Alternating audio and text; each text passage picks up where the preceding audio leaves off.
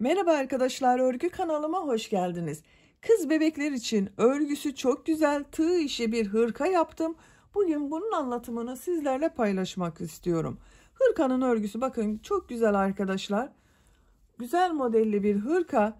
Bu hırka örgüsüne yakadan zincir yaparak başlıyoruz. Ben bugün hırka anlatımını 3 aylık bebek ölçüsüne göre yapıyorum. Ama bu hırka yeni doğan bebeğe de olur arkadaşlar. Yeni doğan ve 3 ay bebek için bu ölçüde yapabilirsiniz. 6 aylık bebeğe kadar aynı ölçüde başlayabilirsiniz. 6 aydan büyük çocuklar için arttırma sayılarını arttırarak istediğiniz büyüklükte bu hırkayı yapabilirsiniz. Yetişkinler için de uygun bir modeldir. Her yaş kız çocuklarınız için uygun bir model arkadaşlar. Bak, yaka bölümünü trabzanlarla yaptım. Yakadan sonra model yerleştirdim. Buraya 2 tane düğme yaptım. İnci düğme dikmeyi tercih ettim ben. Bak, 2 düğme iliği yaptım. Karşılarına düğmesini diktim. Örgünün ters tarafının görüntüsü bak bu şekilde. Bak, arka görüntüsü de böyle. Çok güzel bir hırka arkadaşlar. Çok da şık bir hırka. Bu hırka örgüsünde iplik olarak Alize Happy Baby Soft markalı bir iplik. Bunu kullandım. Kullandığım iplik üzerinde 100 gram iplikte 330 metre var. Bu iplikten ikinci iplikten çok az kaldı arkadaşlar. Bak, ikinci yumak iplikten bu kaldı. 1,5 adet iplik kullandım. 2 düğme kullandım. Tığ olarak 5 numara 3 milimetre tığ kullandım. Siz daha büyük numaralı tığ kullanırsanız yaptığınız ölçü daha büyük olacaktır arkadaşlar. Eliniz sıkıysa benim kullandığım tığdan 1 numara büyük tığ kullanmanızı tavsiye ederim. Benim elim çok sıkı değil, bak örgülerim bu şekilde görünüyor. Buna takım yapmak isterseniz bakın çok güzel aynı modelin yeleğini yaptım bu şekilde. Bu da aynı ölçüde yaptığım bir yelek modeli arkadaşlar. Şapka yaptım bak bu şekilde, yine aynı modelin şapkası.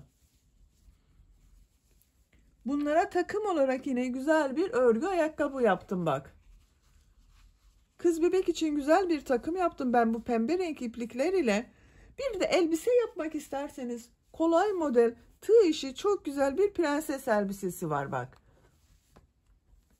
Bu şekilde kolay model. Bu da çok kolay arkadaşlar. Bunu da arkadan düğmeli yaptım bak yine. Bu şekilde çok güzel bir takım yapmak isterseniz bu elbisenin, şapkanın, yeleğin ve ayakkabının anlatımlarını ben yaptım. YouTube kanalıma yükledim. Siz de bunlardan yapmak isterseniz bunların anlatımlarının olduğu YouTube linkini ben bu izlediğiniz hırka videosunun açıklamasına ekliyorum. Siz izlediğiniz bu videonun açıklama bölümünde bulunan linklere tıklarsanız bu şapkadan yapabilirsiniz, elbise yapabilirsiniz, yelek yapabilirsiniz, ayakkabı yapabilirsiniz. Biz bugün bu güzel hırkayı yapacağız arkadaşlar. İplik tığ hazırlayalım. Hep birlikte bu güzel hırkanın örgüsüne başlayalım. Örgü kanalıma abone değilseniz abone olmayı unutmayın lütfen. Örgü kanalıma abone olmak ücretsiz. Örgü kanalıma ücretsiz abone olup orada bulunan zil şeklini dokunarak açık yaparsanız kanalıma video yüklediğim zaman ilk önce size bildirim gelir. Örgülerimden herkesten önce sizin haberiniz olur. İzlediğiniz videolarıma beğeni ve yorumlarınızı yaparsanız çok sevinirim arkadaşlar. Örgü kanalıma ücretsiz abone olup beğeni ve yorumlarını yapan bütün arkadaşlara ayrıca teşekkür ederim. Hepinize kolay gelsin, iyi çalışmalar. Örgüye yakadan zincir yaparak başlıyoruz. İlk ilmeği ben bu şekilde yapıyorum. Size nasıl kolay geliyorsa ilk ilmeği öyle yapabilirsiniz. Zincirleri yapmaya başlıyorum. 67 zincir yapalım. 67 zinciri yaptım. Bak, çok sıkı zincirler yapmadım. 67 zincirin kaç santimetre olduğunu ölçüyorum.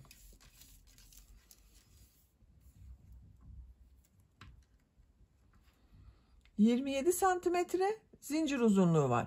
Benim elimin sıklığına göre 27 santimetre için 67 zincir yaptım arkadaşlar. Sizin elinizin sıklığına göre daha az veya daha çok sayıda zincir yapmanız gerekebilir. Tığ üzerine iplik alıyorum.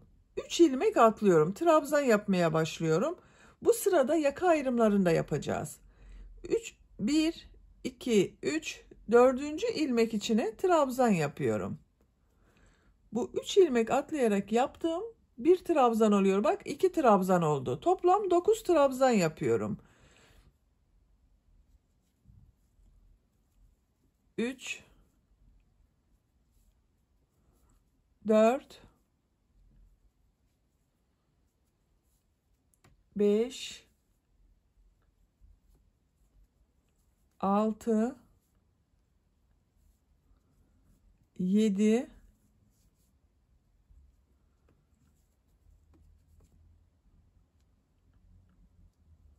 8, 9. 9 trabzan yaptım. Tığ üzerine iplik alıyorum. Bak bu 10. ilmek içine bir trabzan, 2 zincir, bir trabzan yapıyorum. Arttırma yerinin için burayı hazırlıyoruz arkadaşlar bak.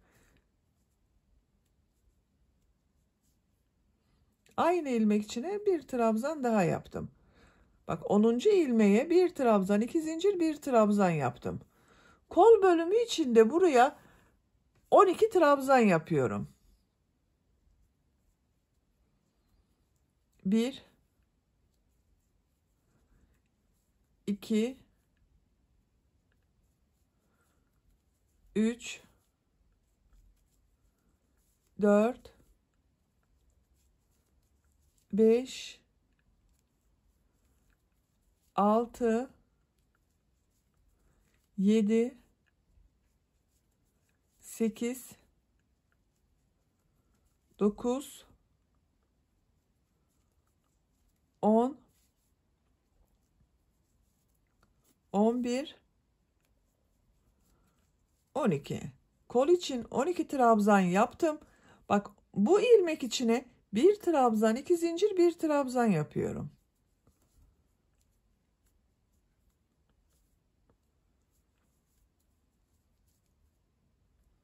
Tığ üzerine iplik alıyorum. Buraya 18 trabzan yapıyorum. Siz burayı ilk başlangıcı kaç trabzan başladıysanız burayı da 2 katı yapacağız arkadaşlar. Ben 9 trabzan başladım. Buraya 18 trabzan yapıyorum. Bak şu şekilde ilmeklere trabzan yapıyorum. 18 trabzanı yapalım. 18 trabzan yaptım. Bu ilmek içine bir trabzan, 2 zincir, bir trabzan yapıyorum.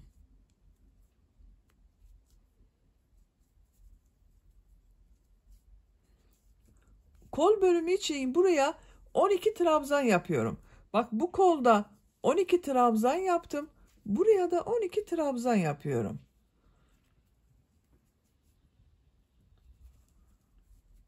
On 12 trabzanı yapalım. Kol için 12 trabzan yaptım. Bu ilmeğe yine bir trabzan, 2 zincir, bir trabzan yapıyorum.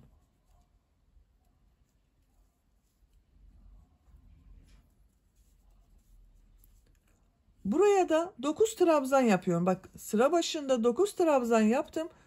Sıra sonunda da 9 trabzan yapıyorum. 1, 2,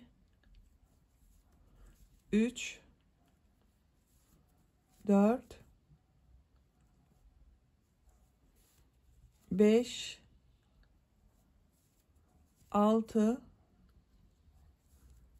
7, 8, 9. Bak. Bu ilk sırada yaka ayrımlarını yaptım arkadaşlar. Bu 4 yerde arttırma yapacağımız yerleri de belirledik bak. Bir trabzan, 2 zincir, bir trabzan yaptığımız yerlerde arttırma yapacağız. Bak 4 yerde. Yaka arttırmalarını orada yapacağız. 9 trabzan başladım. Bak arttırmayla birlikte 10 trabzan oldu. Kol içinde 12 trabzan yaptım. Arttırmalarla birlikte 14 trabzan oldu bak. Bir burada arttırma yaptım, bir burada yaptım. Burada bak yine bir burada arttırma yaptım, bir burada arttırma yaptım. Toplam 20 trabzan oldu. 18 trabzan yaptık. 2 arttırma olduğu için 20 trabzan oldu. Siz 6 aylık bebek için yapacaksanız bu başlangıçta 9 yaptığımız trabzanı 10 trabzan, kol bölümünü 14 trabzan, burayı 20 trabzan yapabilirsiniz. 1 yaş çocuk için yapacaksanız 11 trabzan, kol bölümünü yine 14 trabzan yapabilirsiniz. Burayı da bu ilk yaptığımız sıranın toplamı olan 22 trabzan yapabilirsiniz. 2-3 yaş arası çocuk için yapacaksanız bu başlangıcı 12 trabzan, kol bölümünü 16 trabzan, burayı da yine 24 trabzan yapabilirsiniz. Bu şekilde istediğiniz gibi büyütebilirsiniz arkadaşlar. Bak, bu arttırma yerlerinde de 1 trabzan, 2 zincir, 1 trabzan şeklinde yerlerini belirlemiş olacağız. İkinci sıradayım. Bir zincir yapıyorum. Örgüyü çeviriyorum. İlk ilmek üzerine trabzan yapıyorum. Bak, 10 trabzan yapıyorum. 1 2 3 4 5 6 7 8 9 10. 10 trabzanı yaptım. Bak, arttırma yerine geldim. Buraya yine 1 trabzan, 2 zincir, 1 trabzan yapıyorum. Tığ üzerine iplik alıyorum. Bak, bu 2 zincir yaptığım boşluğa 1 trabzan yapıyorum. 2 zincir yapıyorum. Tekrar aynı boşluğa 1 trabzan yapıyorum. Bak, 1 trabzan, 2 zincir, 1 trabzan oldu. Trabzan yaparak devam ediyorum. Arttırma yapacağımız buraya kadar devam edelim. Kol bölümünde bulunan bak trabzanları yaptım. Bu arttırma yerinde 1 trabzan, 2 zincir, 1 trabzan yapıyorum.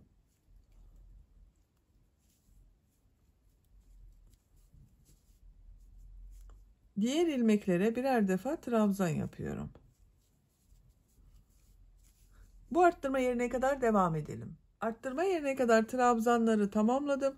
Bu arttırma yerinde yine 1 trabzan, 2 zincir, 1 trabzan yapıyorum.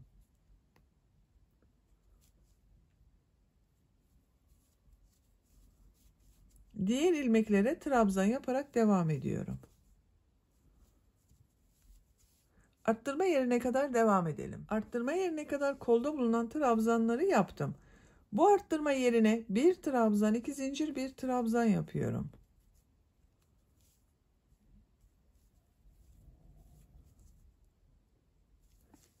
Diğer ilmeklere trabzan yaparak devam ediyorum.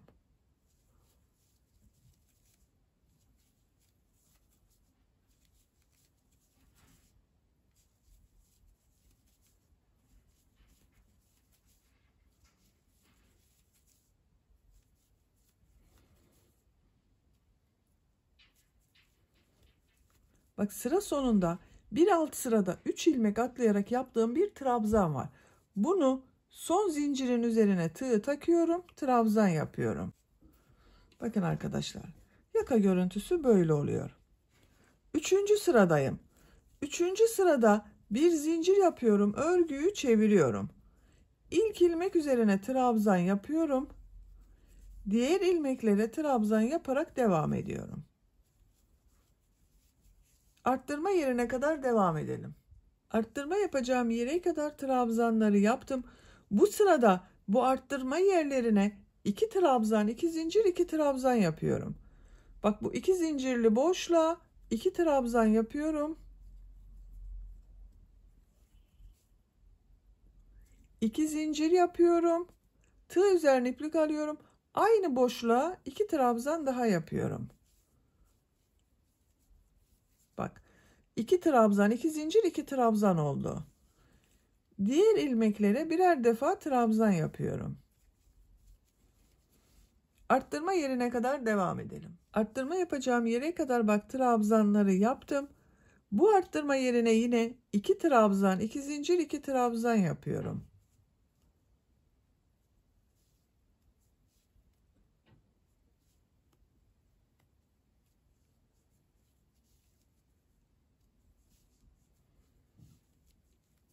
2 trabzan, 2 zincir, 2 trabzan yaptım. Diğer ilmeklere birer defa trabzan yapıyorum. Trabzan yaparak devam edelim. Bu arttırma yerinde ve bu arttırma yerinde yine 2 trabzan, 2 zincir, 2 trabzan yapalım. Sıra sonuna kadar tamamlayalım. Sıra sonuna kadar tamamladım. Bak bu sırada arttırma yerlerinde 2 trabzan, 2 zincir, 2 trabzan yaptık. Yaka arttırmalarını arkadaşlar bir sırada bir önceki sırada yaptığım gibi 1 trabzan, 2 zincir, 1 trabzan yapacağız. Bir diğer sırada da şimdiki yaptığımız sırada olduğu gibi 2 trabzan, 2 zincir, 2 trabzan yapacağız. Dördüncü sıradayım. Bir zincir yapıyorum, örgüyü çeviriyorum. İlk ilmek üzerine trabzan yapıyorum. Diğer ilmeklerde trabzan yaparak devam ediyorum.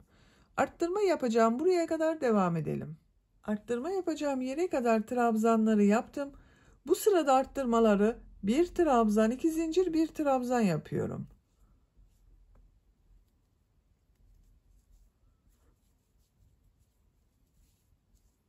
Diğer ilmeklere birer defa trabzan yapıyorum. Bakın. 1 trabzan, 2 zincir, 1 trabzan arttırma yaptım. Bu arttırma yerinde, bu arttırma yerinde ve bu arttırma yerinde yine 1 trabzan, 2 zincir, 1 trabzan yapalım. Sıra sonuna kadar tamamlayalım. Sıra sonuna kadar tamamladım. Bak arttırma yerlerinde 1 trabzan, 2 zincir, 1 trabzan yaptım. Tekrar yakanın şekline bakalım. Bak böyle oldu arkadaşlar.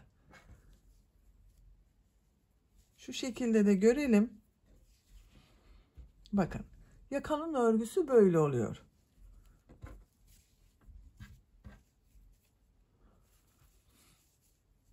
Beşinci sıradayım. Bir zincir yapıyorum. Örgüyü çeviriyorum.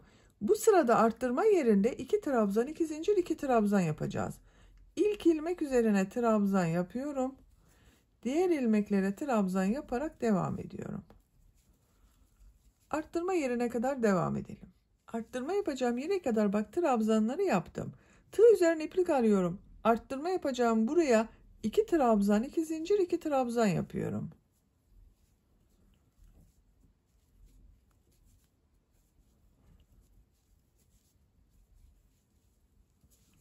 İki trabzan, 2 zincir, 2 trabzan yaptım. Diğer ilmeklere birer defa trabzan yapıyorum.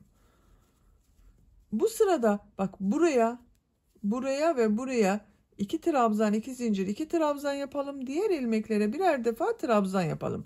Bir sonraki sırada 1 trabzan, 2 zincir, 1 trabzan şeklinde arttırma yapacağız. Dönüşümlü olacak arkadaşlar. Bu şekilde arttırmalar yaparak yakanın örgüsünü yapacak olduğunuz çocuğun büyüklüğüne göre tamamlayalım. 9 sıra yaptım ben. 1, 2, 3, 4, 5, 6, 7, 8, 9. Santimetre olarak ölçüyorum. 8 santimetre yükseklik var. Benim yapacağım ölçü için bu yeterli. Yakanın örgüsünü burada bitirmiyoruz. Model yerleştirmeye başlıyoruz. Model de devam edecek arkadaşlar yaka örgüsü olarak. Bak modeli düz taraftan yapmam gerekiyor. Buradan model yerleştirmem gerekiyor. Oraya gitmek için burada sık iğne yapıyorum. Ön bölümde kaç trabzan olduğunu sayıyorum. Bak siz de buna göre kendi trabzanlarını sayabilirsiniz. 2, 4, 6, 8, 10, 12, 14, 16, 18, 20, 21. 10 trabzan ile başladık. 21 trabzan ile ben bitirdim. Bir zincir yapıyorum. Örgüyü çeviriyorum. Bu ilk ilmek üzerine sık iğne yapıyorum. Bak 10. sırayı sık iğne yapıyorum. Her ilmek üzerine bir sık iğne yapıyorum. Tığ üzerine iplik almadan sık iğne yapıyorum. Buraya kadar devam edelim. Bak, arttırma yaptığım zincire geldim arkadaşlar. Buraya kadar sık iğne yaptım. Bu 2 zincir yaptım bak burada. Bu zincirler üzerine de 2 sık iğne yapıyorum. Her zincir üzerine bir sık iğne gelmiş oluyor bak. 2 sık iğne yaptım. Diğer ilmeklere birer defa sık iğne yapıyorum. Buraya kadar devam edelim. Bak bu 2 zincir üzerine 2 sık iğne yapalım. Bu zincir üzerine 2 sık iğne yapalım. Bu zincir üzerine de 2 sık iğne yapalım. Diğerlerine birer defa sık iğne yapalım. Sıra sonuna kadar devam edelim. Sık iğne yaparak sıra sonuna kadar tamamladım. Bak bir sıra sık iğne yaptım arkadaşlar. Örgünün düz tarafı bak burası. İplik burada. Ben şuradan anlıyorum. Bak görüntü olarak farklı. Burasını örgünün düz tarafı olarak ele alıyorum. Bak diğer tarafın görüntüsü farklı. Bu sırada model yerleştirmeye başlıyorum. Bir zincir yapıyorum, örgüyü çeviriyorum. İlk ilmek üzerine trabzan yapıyorum. Tığ üzerine iplik alıyorum. Bir ilmek atlıyorum. İkinci ilmeğe 4 trabzan yapıyorum. 1. Bak aynı ilmek içine yapıyorum. 2, 3, 4. Bu ilk model yarım model olacak arkadaşlar. Karşı taraftan da yarım model yapacağız. İkisinin birleşimi tek model gibi görünecek. Bak bu modelin yarısı. Bir zincir yapıyorum. 2 ilmek atlıyorum. Üçüncü ilmeğe sık iğne yapıyorum.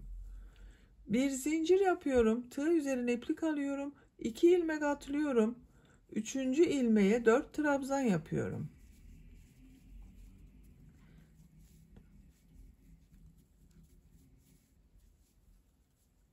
Bak aynı ilmek içine 4 trabzan yaptım.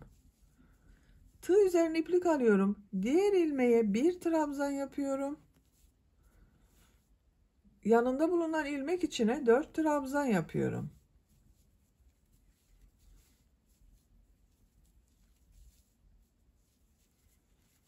Bak bir model için 9 trabzan yaptım. 4 trabzan yaptım aynı ilmeğe. 1 trabzan yaptım bir ilmeğe. 4 trabzan yaptım aynı ilmeğe. 9 trabzandan oluşuyor bir model arkadaşlar. Bu ilk baştakini yarım yaptık. Bir zincir yapıyorum. 2 ilmek atlıyorum. Üçüncü ilmeğe sık iğne yapıyorum. Bir zincir yapıyorum. Tığ üzerine iplik alıyorum. 2 ilmek atlıyorum.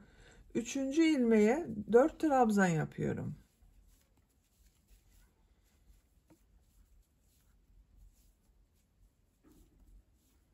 Bak aynı ilmek içine 4 trabzan yaptım. Bir trabzan yapıyorum. Diğer ilmeğe 4 trabzan yapıyorum.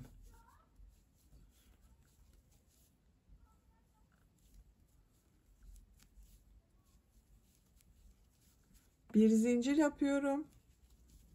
2 ilmek atlıyorum. Sık iğne yapıyorum. Bir zincir yapıyorum. 2 ilmek atlıyorum. Model yapmak için 4 trabzan yapıyorum aynı ilmeğe.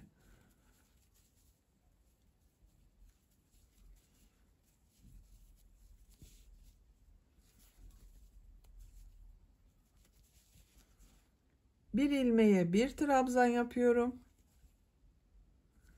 Diğer ilmeğe 4 trabzan yapıyorum.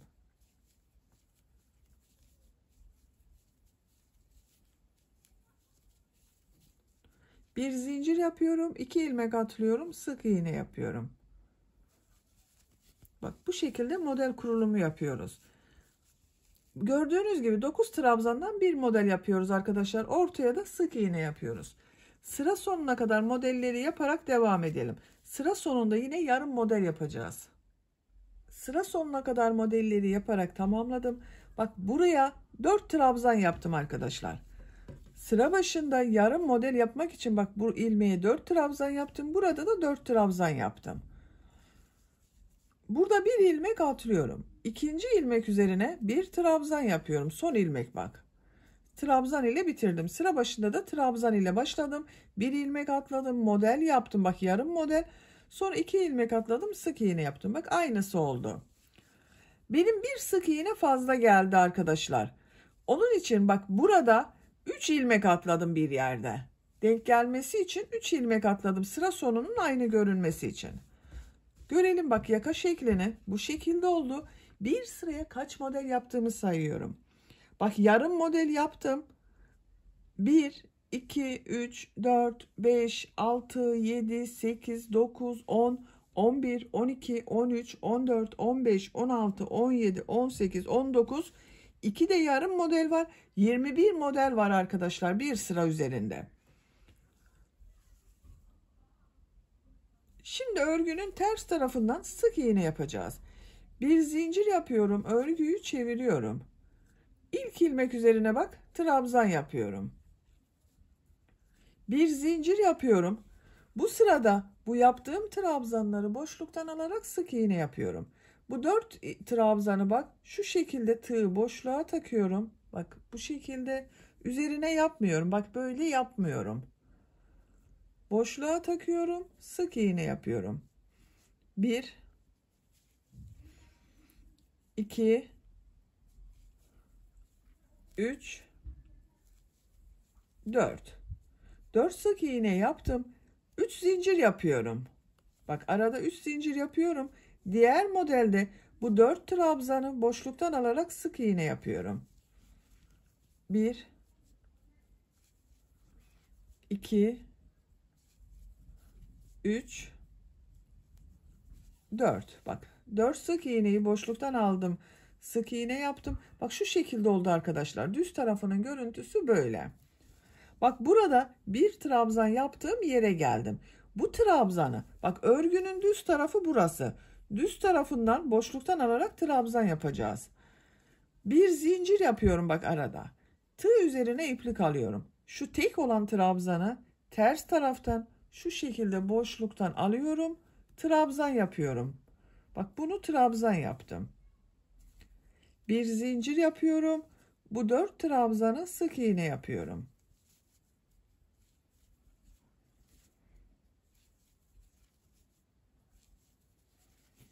Bak. Tam modeli bitirdik. Düz tarafının görüntüsü böyle. 2 model ortasında bak 3 zincir yapıyorum. Tığ üzerine iplik almadan bu 4 trabzanı boşluktan alarak sık iğne yapıyorum.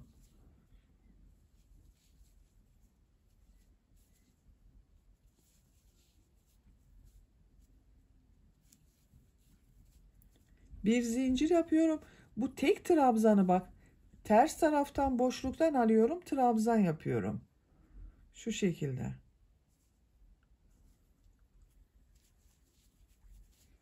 Bir zincir yapıyorum. 4 trabzanın üzerine bak sık iğne yapıyorum boşluktan alarak. 2 3 4 3 zincir yapıyorum. Diğer modelde 4 sık iğne yapıyorum boşluktan alarak. Şu tek trabzanı tekrar gösteriyorum arkadaşlar. Bak bir zincir yapıyorum. Bu bir trabzanı ters taraftan boşluktan alıyorum. Trabzan yapıyorum. Bir zincir yapıyorum. 4 trabzanı boşluktan alarak sık iğne yapıyorum. Bak görüntüsü böyle. Sıra sonuna kadar tamamlayalım. Sıra sonunda bulunan yarım modele kadar bak modelleri tamamladım. 3 zincir yapıyorum.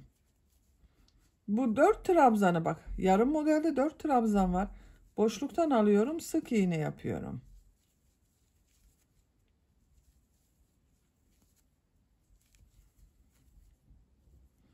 Bir zincir yapıyorum. Tığ üzerine iplik alıyorum. Bak bu son ilmek üzerine trabzan yapıyorum. Bakın görüntüsü böyle oldu. Şekli böyle arkadaşlar. Bu sırada kol ve gövde bölümünü birbirinden ayıracağız. Örgüye artık gövdenin örgüsüyle devam edeceğiz. Bak. Bir sırada 20 model vardı. 20 modelin bak 2,5 ön bölümleri ayırıyorum arkadaşlar. Bak 1, 2 tam, 1 yarım burada var. 2 tam, 1 yarım bu önde. Toplam 5 model yapıyor. Kollar için 5 model, arka bölüm için de 5 model yapıyorum. İşaretleri takalım isterseniz. Bak 1 yarım model, 1, 2 tam model. Ortaya işaret takıyorum bak. Bak 2,5 model ön bölüm için yaptım. Kol için 5 model yapıyorum. 1, 2, 3, 4, 5. Buraya işaret yapıyorum. Bu şekilde işaret iğneleri kullanabilirsiniz. İşaret iğneniz yoksa bak bu şekilde iplikler takabilirsiniz arkadaşlar.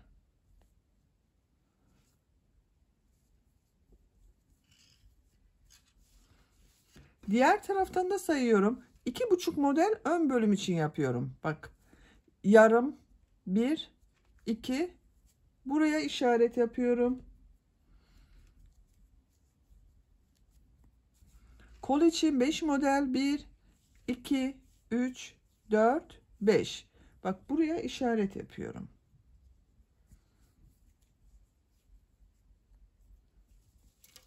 Arka bölüm için kaç model kaldığını sayıyorum. Bak 1, 2, 3, 4, 5 model de arka bölüm için kaldı. Görüntü böyle bakın arkadaşlar. Ayrımları yaptık. Şimdi birleştireceğiz. Bak bu ön bölümlerle arka bölümü birleştireceğiz. Bir zincir yapıyorum. Örgüyü çeviriyorum. İlk ilmek üzerine trabzan yapıyorum. Tığ üzerine iplik alıyorum. Bu bir zincir yaptığım boşluğa 4 trabzan yapıyorum. Bak yine yarım model için 4 trabzan yapıyorum. 3, 4. Bir zincir yapıyorum. Bak bu iki model ortasında 3 zincir yaptığım ortasına sık iğne yapıyorum. Bir zincir yapıyorum. Bak modelde arkadaşlar ortada bir trabzanı boşluktan alarak trabzan yaptım. Bir önceki sırada bunun 4 trabzan buraya yapıyorum. Bu trabzanı boşluktan alıp trabzan yapıyorum. Buraya da 4 trabzan yapıyorum. Bak bu bir zincir boşluğuna 4 trabzan yapıyorum.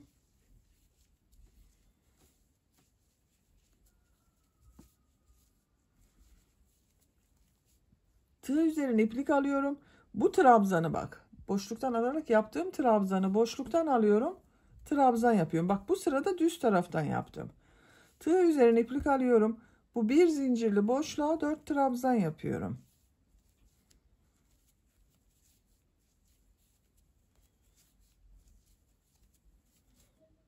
Bir zincir yapıyorum. Bu iki model ortasında bulunan 3 zincirli boşluğa sık iğne yapıyorum. Bir zincir yapıyorum. Diğer modele başlıyorum. Bak 4 trabzan yapıyorum.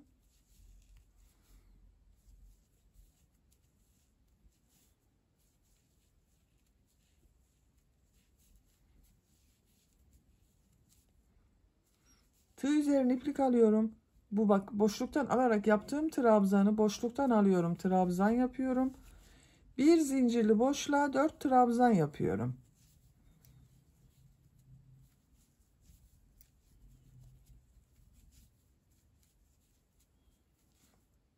Bak buraya 4 trabzanı yaptım. 2,5 modeli yaptım bak arkadaşlar. 2 tam model, bir yarım model yaptım. Bir zincir yapıyorum. Bak burada bu işaret ile diğer işaret yaptığım üçer zincir var. Bunları birleştiriyorum bak. Şu şekilde tığı buna takıyorum. Kolda 5 model yaptım. 5 modeli atlıyorum. Bu işareti yaptım. Şu işareti çıkarıyorum bakın. Daha güzel görünsün diye. Bak. 2-3 zincir var. İkisini birleştiriyorum. Buraya bir sık iğne yapıyorum. Bak sık iğne yaptım. Bir zincir yapıyorum. Kolda bulunan modellere bu trabzanları yaparak devam ediyorum. Bak bir zincirli boşluğa 4 trabzan yapıyorum.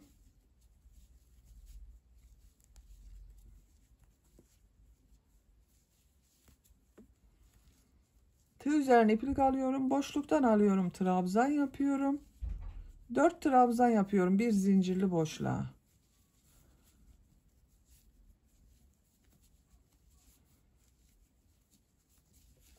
Bir zincir yapıyorum. Sık iğne yapıyorum. Bak modeller böyle.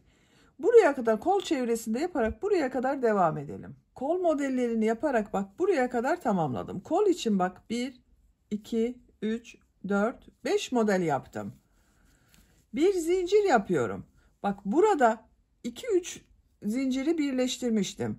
Şu ilmeğe bak birleştirdiğim şu ilmeğe bir sık iğne yapıyorum. Bir zincir yapıyorum. Arka bölümde bulunan modelleri yaparak devam ediyorum. Bak bu bir zincir boşluğuna 4 trabzan yapıyorum.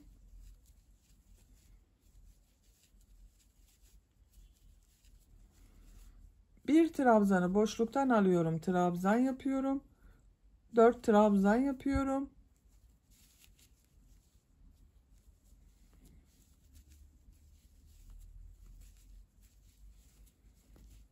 Bir zincir yapıyorum. 2 model ortasına sık iğne yapıyorum. Bir zincir yapıyorum. Diğer modele bak. 4 trabzan yapıyorum. Bir trabzanı boşluktan alıp trabzan yapıyorum. Bakın arkadaşlar. Kolda modelleri yaptım. Kol altını da burada bak ön ve arka bölümü birleştirdim. Diğer işaret yaptığımız yere kadar modellere devam edelim. Arka bölüm için 5 modeli yaptım bak. 1, 2, 3, 4, 5. Bir zincir yapıyorum.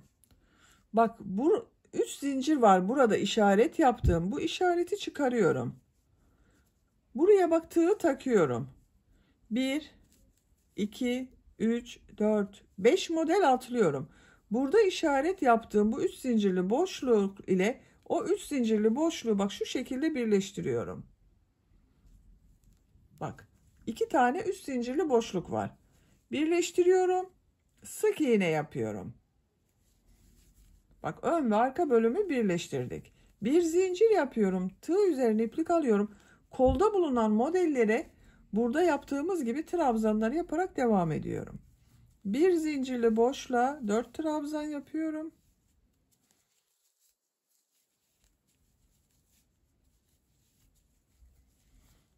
Bu bir trabzanı boşluktan alıyorum. Trabzan yapıyorum. Bir zincirli boşluğa 4 trabzan yapıyorum.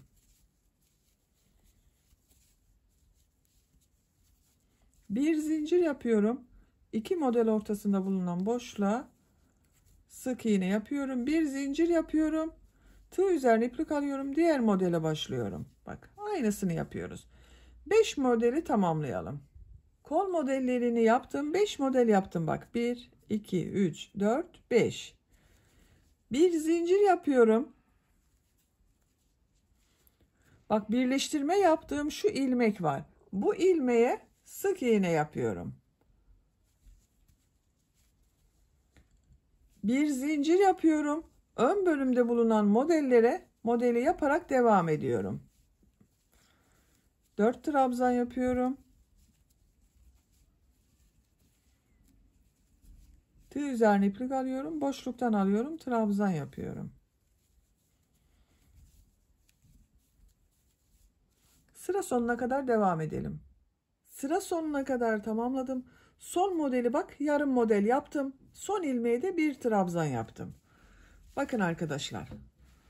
Bu sırada görüntü böyle oldu. Kol bölümlerini gövde bölümünden ayırdık. Bak ön ve arka bölümü burada birleştirdik.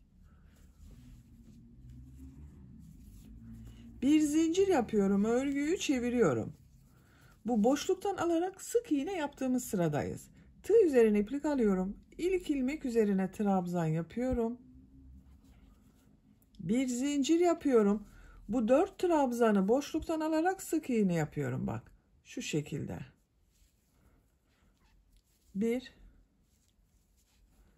2 3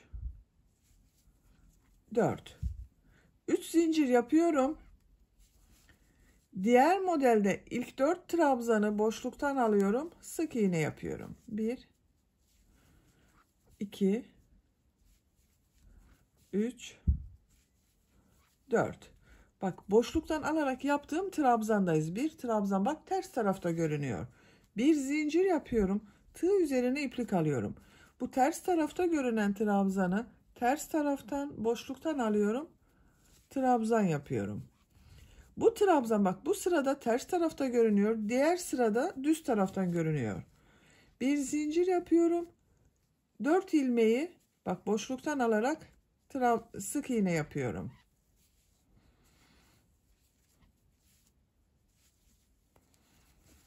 Üç zincir yapıyorum.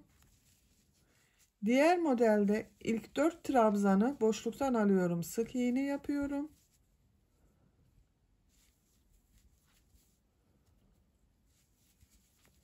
Bir zincir yapıyorum. Tığ üzerine iplik alıyorum. Bak bu ters tarafta görünen bir trabzanı ters taraftan boşluktan alıyorum. Trabzan yapıyorum. Bir zincir yapıyorum. 4 trabzanı boşluktan alıyorum. Sık iğne yapıyorum.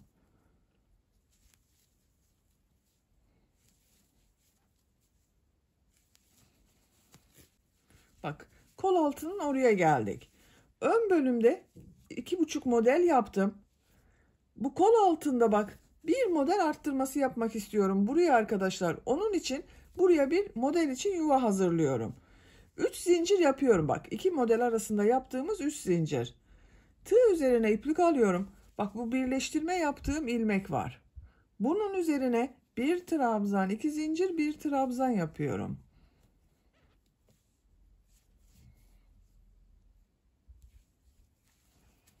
Bir sonraki sırada bunun üzerine model yerleştirmesi yapacağız. 3 zincir yapıyorum. Bu modelde ilk 4 trabzanı boşluktan alıyorum. Sık iğne yapıyorum. Bak kola devam etmedim. Arka bölüme devam ediyorum arkadaşlar. Kolu burada bırakıyorum. Bir zincir yapıyorum. Ters taraftan boşluktan alıyorum. Trabzan yapıyorum. Bir zincir yapıyorum. 4 ilmeği sık iğne yapıyorum.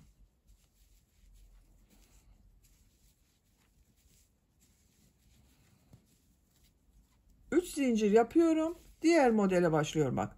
4 trabzanı boşluktan alıp sık iğne yapıyorum.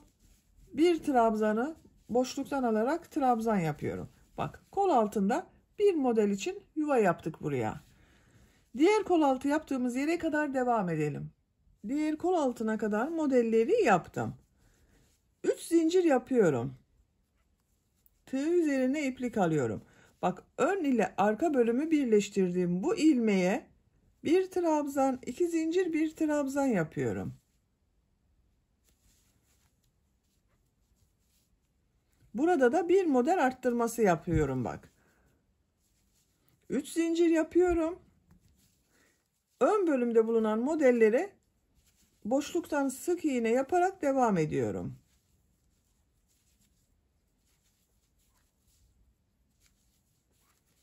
Bir zincir yapıyorum. Ters taraftan boşluktan alıyorum. Trabzan yapıyorum. Bir zincir yapıyorum. 4 trabzanı boşluktan alarak sık iğne yapıyorum. Sıra sonuna kadar devam edelim. Sıra sonuna kadar tamamladım. Sıra sonunda bulunan bak bu yarım modeli 4 trabzanı boşluktan aldım, sık iğne yaptım. Bir zincir yapıyorum. Tığ üzerine iplik alıyorum. Son ilmek üzerine bir trabzan yapıyorum. Bir zincir yapıyorum. Örgüyü çeviriyorum. Bak bu trabzan yaptığımız sıradayız. Bu ilk ilmek üzerine trabzan yapıyorum. Tığ üzerine iplik alıyorum. Bu bir zincir yaptığım boşluğa 4 trabzan yapıyorum.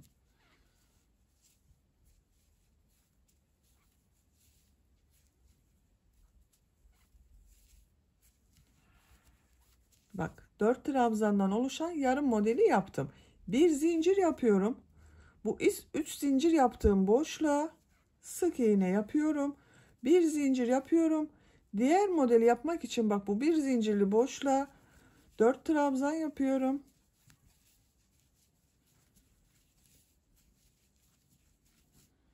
Tığ üzerine iplik alıyorum. Bu trabzanı bak boşluktan alıyorum. Trabzan yapıyorum. Bak boşluğa 4 trabzan yapıyorum.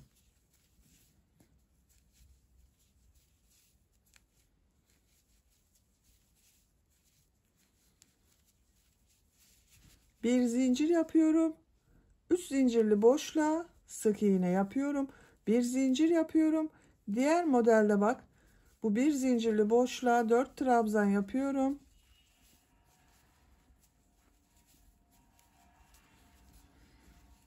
Bu trabzanı boşluktan alıyorum. Trabzan yapıyorum. Tekrar bu bir zincirli boşluğa 4 trabzan yapıyorum.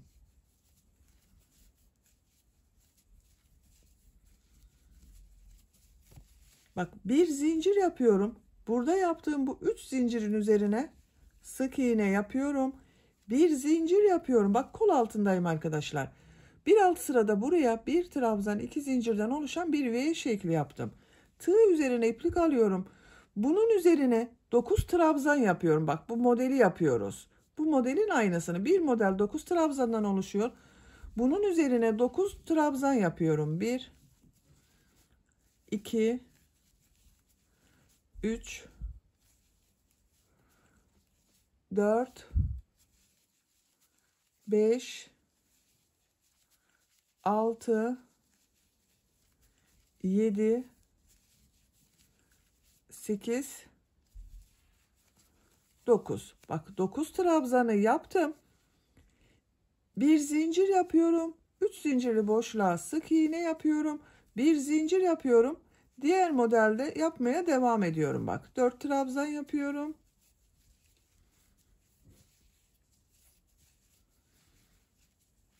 Boşluktan alıyorum, trabzan yapıyorum. 4 trabzan yapıyorum. Bak buraya bir model yaptık arkadaşlar. Diğer kol altı yaptığımız bu V şekline kadar devam edelim. Diğer kol altına kadar bak arka bölümde modelleri yaptım. Bir zincir yapıyorum. Bu 3 zincirli boşluğa sık iğne yapıyorum. Bir zincir yapıyorum. Kol altında yaptığım bak bu bir trabzan, 2 zincir, bir trabzandan oluşan V şekli içine 9 trabzan yapıyorum. 2, 3, 4, 5, 6, 7, 8, 9. Bak burada da V şekli içine 9 trabzan yaptım. Buraya da 9 trabzan yaptım. Bir zincir yapıyorum. 3 zincirli boşluğa sık iğne yapıyorum. Bir zincir yapıyorum. Modelleri yapmaya devam ediyorum. Bak bu bir zincirli boşluğa 4 trabzan yapıyorum. Bir trabzanı boşluktan alıyorum. Trabzan yapıyorum. 4 trabzan yapıyorum. Sıra sonuna kadar devam edelim. Bak sıra sonuna kadar geldim. Son yarım modeli sizinle bir defa daha birlikte yapmak istiyorum arkadaşlar. Bak bir zincir yapıyorum. Tığ üzerine iplik alıyorum. Burada yaptığım bir zincirli boşluğa 4 trabzan yapıyorum.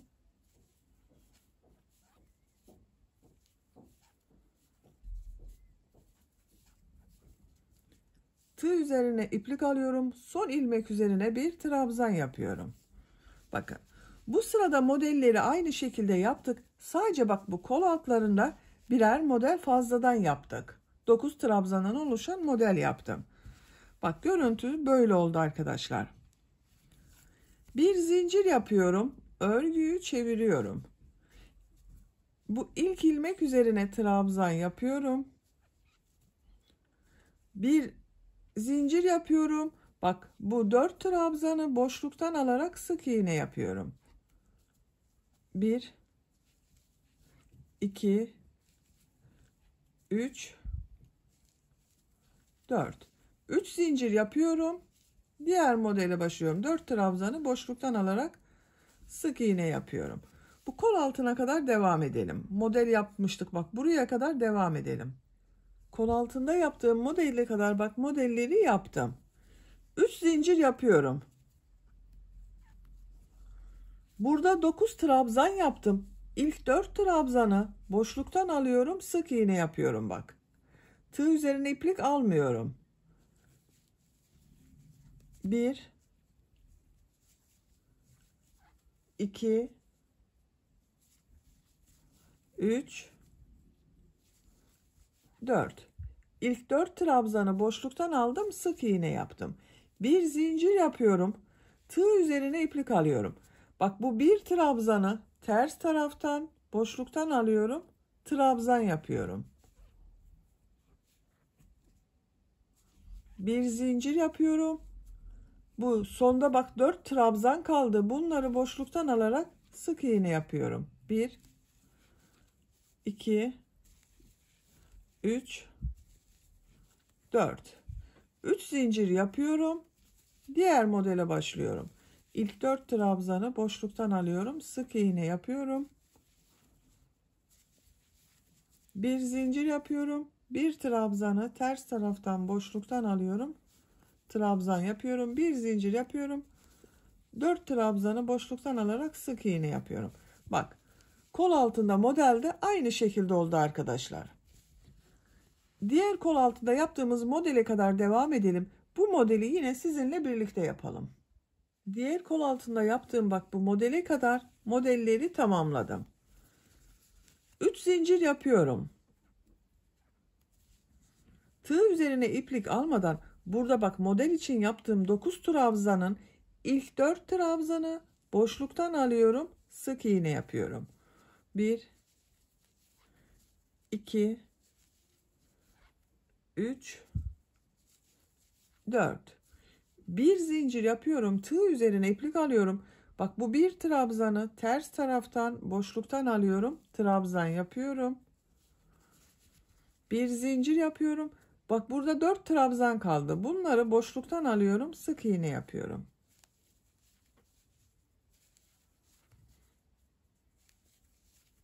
Üç zincir yapıyorum.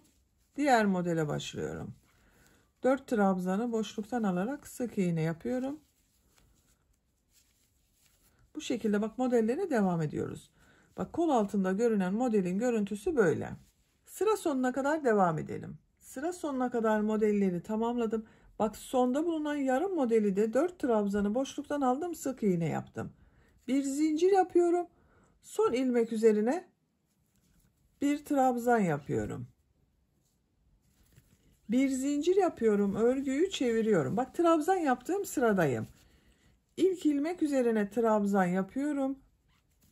Tığ üzerine iplik alıyorum. Bu bir zincir yaptığım boşluğa 4 trabzan yapıyorum.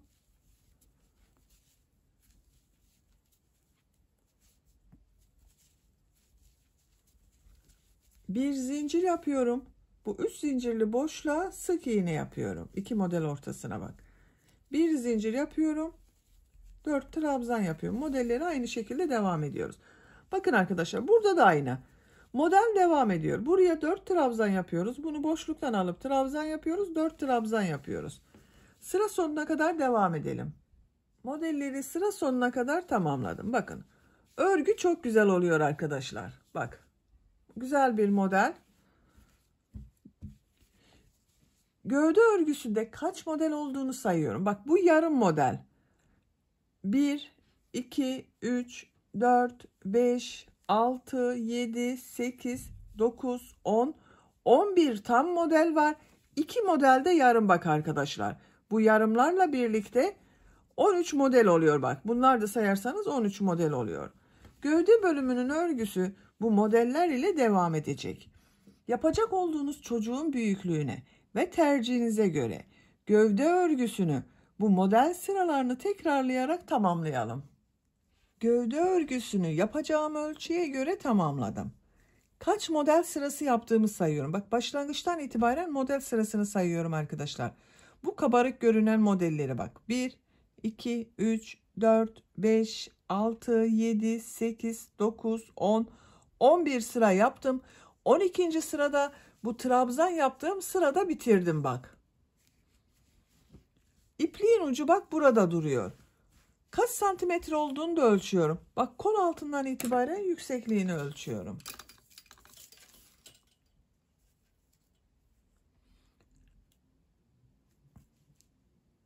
...16 santimetre yükseklik var. Benim yapacağım ölçü için bu yeterli. Siz biraz uzun olsun istiyorsanız 1 veya 2 model sırası devam edebilirsiniz. Yeni doğan bebek için yapıyorsanız da bir model sırası önce burada bırakabilirsiniz arkadaşlar. Yine trabzan sırasında bitecek. İkinci ipliğe başladım bak ben. Buradan itibaren ikinci iplik kullanıyorum. Şimdi ön patta düğme iliği yapacağız. Buraya bir sıra sık iğne yapıyorum. En son bak bu ilmeğe yaptım. Bir zincir yapıyorum. Bu ilmek içine sık iğne yapıyorum. Sık iğne sırası yapıyorum.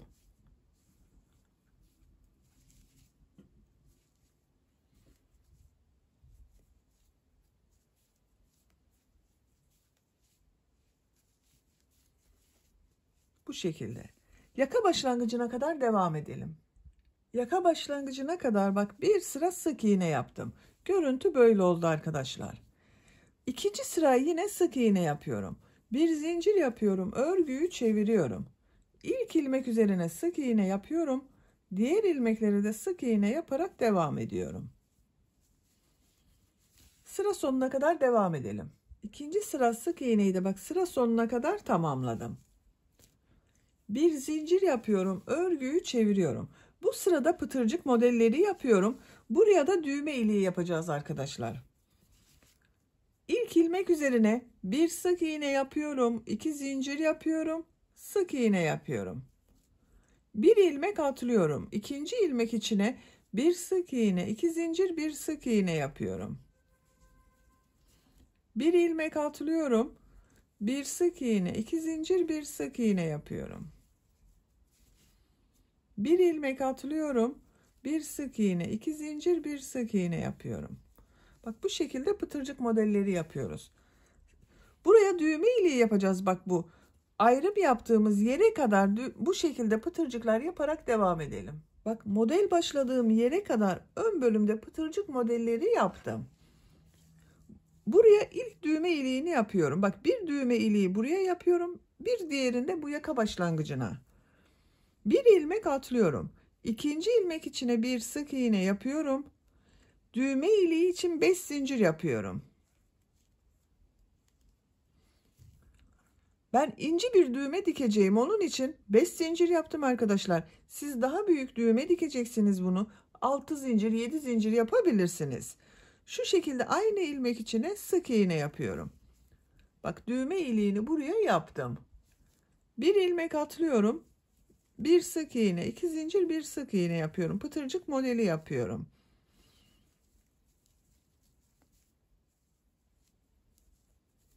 Bak diğer düğme iliğini de buraya yapacağız. 1, 2, 3, 4, 5 pıtırcık yaptım. Bir ilmek atlıyorum. İkinci ilmek içine bir sık iğne yapıyorum. 5 zincir yapıyorum düğme iliği için. Aynı ilmeğe sık iğne yapıyorum.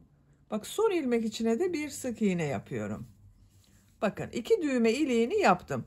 Siz daha büyük çocuk için yaptıysanız bunu, bak burası biraz daha geniştir arkadaşlar. Bu yaka örgüsü daha fazla olmuştur. Onun için buraya 3 düğme iliği yapabilirsiniz.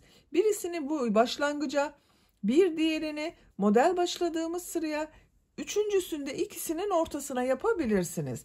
Benim bu küçük olduğu için 2 düğme iliği yeterli. Yaka çevresinde sık iğne yaparak devam ediyorum. Bak aynı ilmek içine bir sık iğne yapıyorum. Gördüğüm ilmeklere her ilmek üzerine bir sık iğne yapıyorum. Başlangıç ipliği bak burada duruyor, onu da içinde kaybediyorum.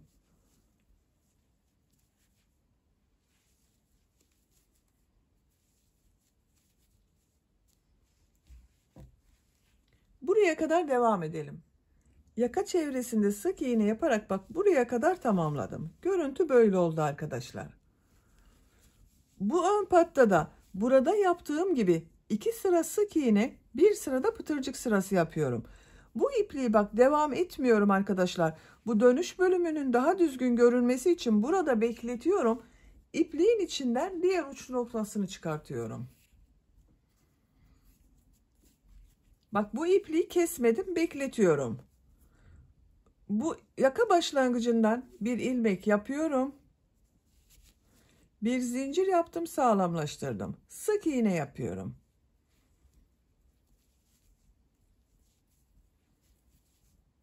Sıra sonuna kadar devam edelim. Sıra sonuna kadar sık iğne yaptım. Bir zincir yapıyorum, örgüyü çeviriyorum. İlk ilmek üzerine sık iğne yapıyorum. Diğer ilmekleri de sık iğne yaparak devam ediyorum. Sık iğne sırası yapıyoruz. Sıra sonuna kadar devam edelim. Sıra sonuna kadar bir sıra daha sık iğne yaptım. 2 sıra sık iğne var. İpliği kesiyorum.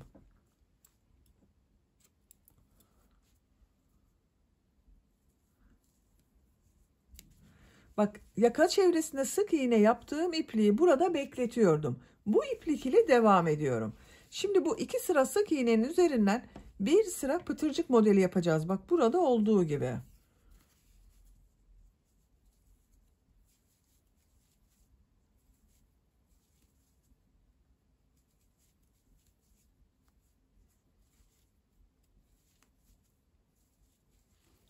Bak sıra sonuna kadar yaka çevresine sık iğneyi yaptım. Bu ilmeğe bir sık iğne, 2 zincir, bir sık iğne yapıyorum. Bir ilmek atlıyorum. İkinci ilmeğe bir sık iğne, 2 zincir, bir sık iğne yapıyorum. Bir ilmek atlıyorum. Bir sık iğne, 2 zincir, bir sık iğne yapıyorum. Sıra sonuna kadar devam edelim. Buraya düğme iliği yapmıyoruz. Sıra sonuna kadar tamamladım. Bak görüntüsü böyle oldu. Son ilmek ile bak burada görünen ilmeği ilmek kaydırma yaparak birleştiriyorum. Bak şu şekilde kapadım. İpliği kesiyorum.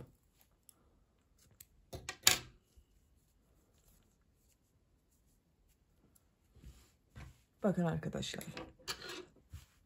Ben düğme iliklerinin karşısına da 2 tane düğme diktim bak. 2 düğme iliği yaptım. Tam karşılarına ince düğme dikeceğimi söylemiştim. İnce düğme diktim.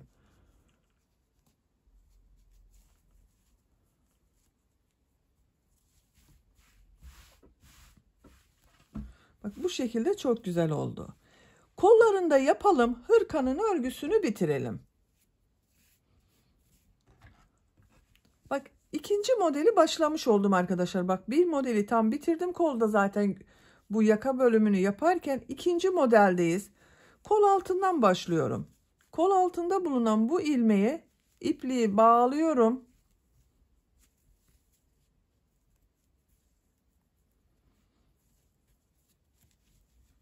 Buradan ilmek yapıyorum.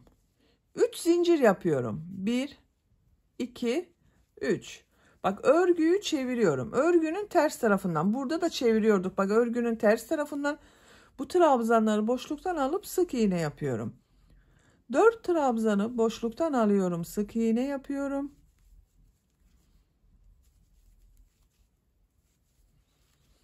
Bir zincir yapıyorum. Tığ üzerine iplik alıyorum. Bak boşluktan alarak yaptığım trabzan ters taraftan boşluktan alıyorum. Trabzan yapıyorum. Bir zincir yapıyorum. Bu 4 trabzanı boşluktan alıyorum. Sık iğne yapıyorum.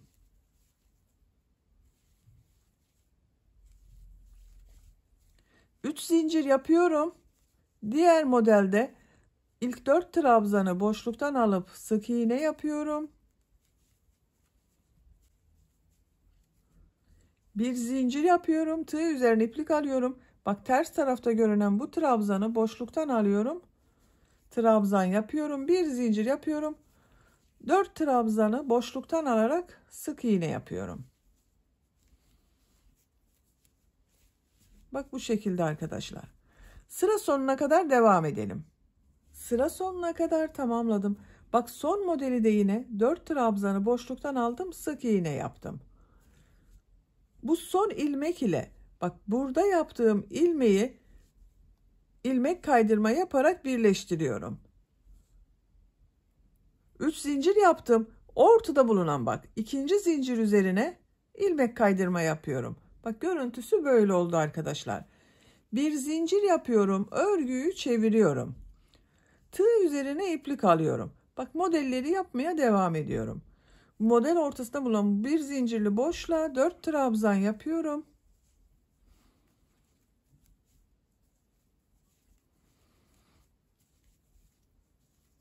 Tığ üzerine iplik alıyorum. Bu trabzanı boşluktan alıyorum. Trabzan yapıyorum. Bu bir zincirli boşluğa 4 trabzan yapıyorum.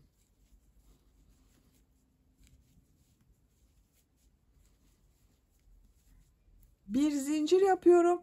Bu 3 zincirli boşluğa sık iğne yapıyorum. Bir zincir yapıyorum. Diğer modele başlıyorum. 4 trabzan yapıyorum.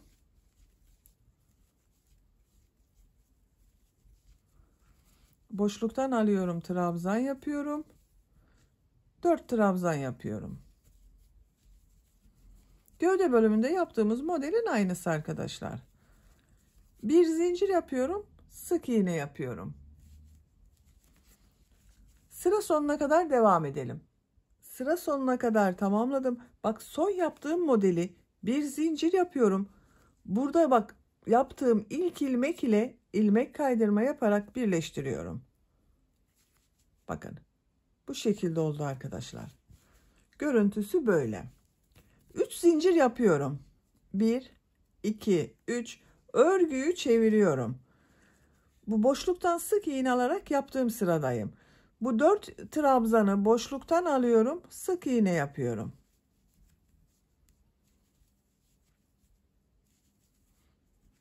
Bir zincir yapıyorum. Tığ üzerine iplik alıyorum. Bak boşluktan alarak yaptığım trabzan ters tarafta görünüyor. Ters taraftan boşluktan alıyorum, trabzan yapıyorum. Bir zincir yapıyorum. 4 trabzanı boşluktan alarak sık iğne yapıyorum. 3 zincir yapıyorum. Diğer modele başlıyorum. 4 trabzanı boşluktan alıp sık iğne yapıyorum. Bak, modellerimize devam ediyoruz. Kol örgüsü bu şekilde devam edecek arkadaşlar. Ben kol örgülerini gövde bölümünden bir model eksik yapmayı tercih ediyorum. Siz isterseniz gövde ile aynı sırada yapabilirsiniz veya bir sıra eksik yapabilirsiniz. Kol örgüsünü bu şekilde devam edelim. Diğer kolun örgüsünde başlayarak her iki kolun örgüsünü bitirelim gelelim. Hırkanın kol örgüsünü ben tamamladım. 5 model ile kol örgüsüne başladım. 5 model ile bitirdim bak. Sıra sonunda ilmek kaydırma yaparak bitirdim arkadaşlar. Trabzan sırasında bitirdim. Aynı burada yaptığım gibi bak, dilimli model oluştu uç bölümde. Kol örgüsünü kaç sıra yaptığımı sayıyorum. 1, 2, 3, 4, 5, 6, 7, 8, 9, 10. sıra. Gövde bölümünü bak 11 sıra yaptım. 1, 2, 3, 4, 5, 6, 7, 8, 9, 10, 11, 12. sırada bitirdim. Kol örgüsünde burada bitirdim. Diğer kolun örgüsünde bunu başladığım gibi başladım. Bak, aynı şekilde tamamladım. Böylece hırkanın örgüsünü bitirdim arkadaşlar. Bak, arka görüntüsü bu şekilde. Çok güzel oldu. Minik güzel bir hırka yaptım. Hırkanın bitmiş şekliyle ölçülerini size söylüyorum. Kol altının buradan gövde genişliğini ölçüyorum. 24 santimetre. Yüksekliğini ölçüyorum. Kol altından yükseklik 16 santimetre. Omuzdan itibaren tam yüksekliğini ölçüyorum. 28 santimetre. Kol yüksekliğini ölçüyorum. Bak, kol altından yükseklik 13 santimetre. Omuzdan tam yüksekliğini ölçüyorum. 23 santimetre. Bu ölçüde 3 aylık bebek için güzel bir ölçü. Ben bugün 3 aylık bir kız bebek için yaptım bu hırkayı. Beni dinlediğiniz ve izlediğiniz için hepinize çok teşekkür ederim. Örgü kanalıma abone değilseniz abone olmayı unutmayın lütfen. Örgü kanalıma abone olmak ücretsiz. Örgü kanalıma ücretsiz abone olup orada bulunan zil şeklini dokunarak açık yaparsanız kanalıma video yüklediğim zaman ilk önce size bildirim gelir. Örgülerimden herkesten önce sizin haberiniz olur. İzlediğiniz videolarıma beğeni ve yorumlarınızı da yaparsanız çok sevinirim arkadaşlar. Sizlerle yeni örgülerde görüşmek dileğiyle. Hoşça kalın, sevgiyle kalın.